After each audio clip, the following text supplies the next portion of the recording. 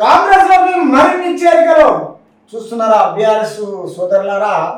ఈరోజు మీరు 10 సంవత్సరాలు చేసిన మీ పాపాలకు వడిగట్టుకుంటున్నారు.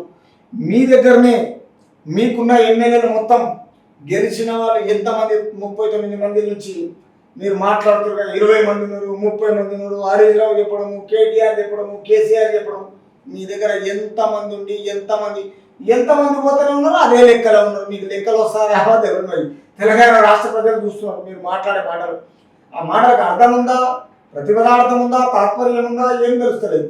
అధికారం గురించి ఇటువంటివి బేకార్ మాటలు మాట్లాడుతున్నారా? అసలు నీతి జాతి ఉందా? వీళ్ళకు ఒక్కొక్కరు అంతా పోతా ఉన్నారు. పార్లమెంట్ ఎలక్షన్ల దానికి ఆగేటట్టు లేరు. గెలిచినాడు తిరిగి మళ్ళీ ఈ మధ్యన పోయిండు. ఒక అమ్మాయి ఆల్రెడీ చనిపోయింది. తిరిగి మళ్ళీ ప్రకాష్ గౌడ్ కాంగ్రెస్ లోనికి మరిన్ని చేరికలు అంటున్నాడు. ఇంకా మీ దగ్గర ఏముంది? ఇంత సిగ్గు లేదు. ఈ అమ్మాయి ఏం మాట్లాడుతారో అర్థమైతే. ముఖ్యమంత్రి రేవంత్ రెడ్డితో భేటీ అయిన ప్రకాష్ గౌడ్, బీజేపీ నేత అయిన మాజీ ఎంపీ రవీంద్ర నాయక్, కేటీఆర్ సమీప బంధు ఎట్లా రావు చేరిక, మరో 4-5 బీఆర్ఎస్ ఎమ్మెల్యేలు కూడా రెడీ. కేసీఆర్ వాక్యాలకు కౌంటర్ అంటున్న కాంగ్రెస్ నేతలు చూసిరా. మొత్తం బీఆర్ఎస్ మొత్తం కాంగ్రెస్ కావడానికి రెడీ ఉన్నారు. మళ్ళీ బీఆర్ఎస్ అట్లా మాట్లాడుతున్నారు. కింద వాడ మీది కల్లా అదంటున్నారు. బుద్ధి ఉందా వీళ్ళకు? ఏముందో అర్థమైతలేదు. ఈ రాష్ట్ర ప్రజలను మోసం చేస్తున్నారా లేదా వీళ్ళే మోసం చేసుకుంటున్నారా ఆస్తుల గురించి? అది అర్థమైతలేదు. కాంగ్రెస్ పార్టీలోకి బీఆర్ఎస్ ఎమ్మెల్యే చేరికలు మళ్ళీ మొదలవుతాయి. జిహెచ్ఎంసీ పరిధిలోని రాజేంద్ర నగర్ ఎమ్మెల్యే ప్రకాష్ గౌడ్ హస్తముకు గుడికి చేరేందుకు సిద్ధమయ్యారు. శుక్రవారం జూబ్లీలోని క్యాంపు కార్యాలయంలో ముఖ్యమంత్రి టీపీసీసీ అధ్యక్షుడు రేవంత్ రెడ్డిని ఆయన కలిశారు. ఎమ్మెల్సీ పట్నం మహేందర్ రెడ్డి, మాజీ ఎమ్మెల్యే మైనంపల్లి హనుమంతరావు, సీఎం సలహాదారు వేముల నరేందర్ రెడ్డిలతో కలిసి ఆయన సీఎంను కలిశారు. ప్రకాష్ గౌడ్ కాంగ్రెస్ లో చేరేందుకు సుముఖత వ్యక్తం చేశారని శనివారం తన అనుచరులతో కలిసి ఆయన అధికారికంగా పార్టీలో చేరుతారని గాంధీ భవన్ వర్గాలు వెల్లడించాయి.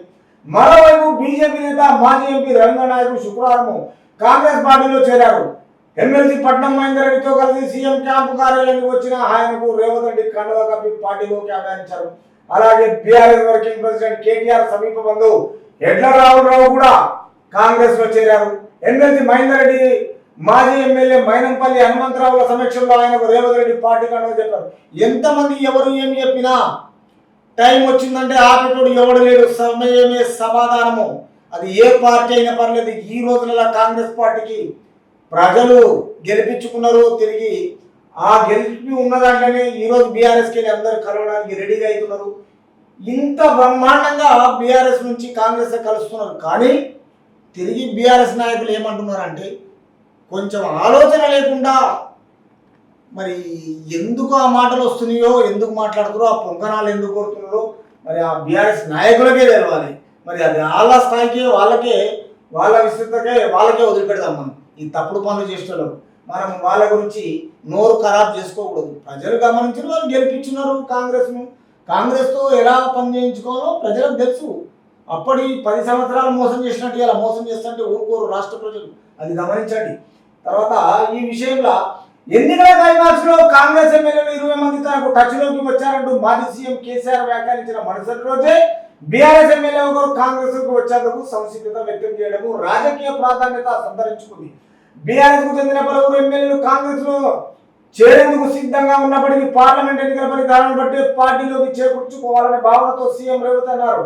కానీ కాంగ్రెస్ ఎమ్మెల్యేలు బీఆర్ఎస్ లోకి వెళ్తారనే కోణంలో కేసీఆర్ మాట్లాడిన నేపథ్యంలో ఆపరేషన్ ఆకర్షణకు ఆయన పదులు పెట్టారని గాంధీ భవన్ వర్గాలు చెప్తున్నాయి. ఈ నేపథ్యంలో జిహెచ్ఎంసీకి చెందిన మరో 4-5 ఎమ్మెల్యేలు కూడా టచ్ లో ఉన్నారని లోక్సభ ఎన్నికల ముందే వారు పార్టీలోకి చేరుతారని కాంగ్రెస్ నేతలు చెప్తున్నారు. ఓ మాజీ మంత్రి కూడా ఈ జాబితాలో ఉన్నట్టు ప్రచారం జరుగుతుంది.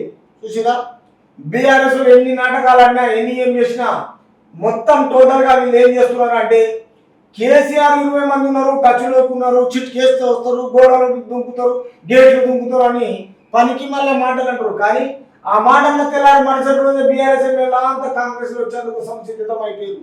తర్వాత తిరిగి బీఆర్ఎస్ కు చెందిన పలువురు ఎమ్మెల్యేలు కాంగ్రెస్ లో మొత్తం ఏంటంటే పార్టీలోకి చేర్చుకునే విషయంలో భావనతో రేవంత్ అన్నారు.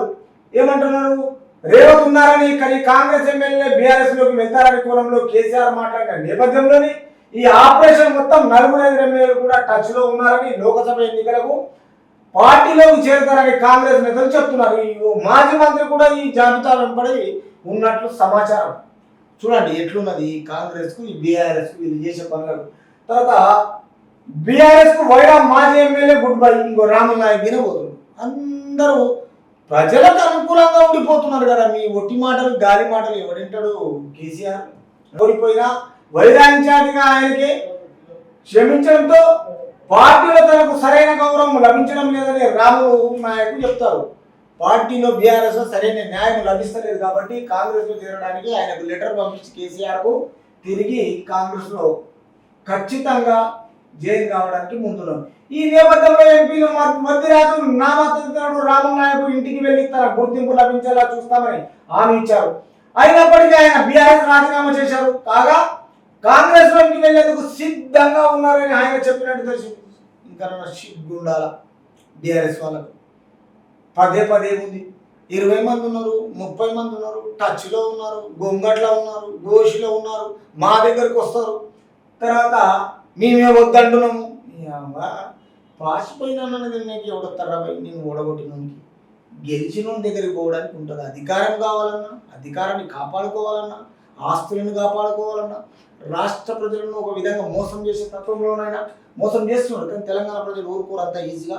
కాబట్టి ఈ విషయంలో బాగా ఆలోచన చేయండి. బీఆర్ఎస్కి ఎక్కడ స్థాయి ఉంది, ఎక్కడ బేస్ ఉంది? ఈ పనికి మళ్ళీ ఛానళ్ళను ఒక 4-5 ఛానళ్ళు పెట్టుకొని తప్పుడు వ్యవహారాలు చేస్తున్న బీఆర్ఎస్కు తెలంగాణ ప్రజలు ఈ పార్లమెంట్ ఎలక్షన్లో, లోకసభ విషయంలో సరియైన బుద్ధి చెప్తారని తెలంగాణ రాష్ట్ర ప్రజలు వెయిటింగ్ చేస్తున్నారు.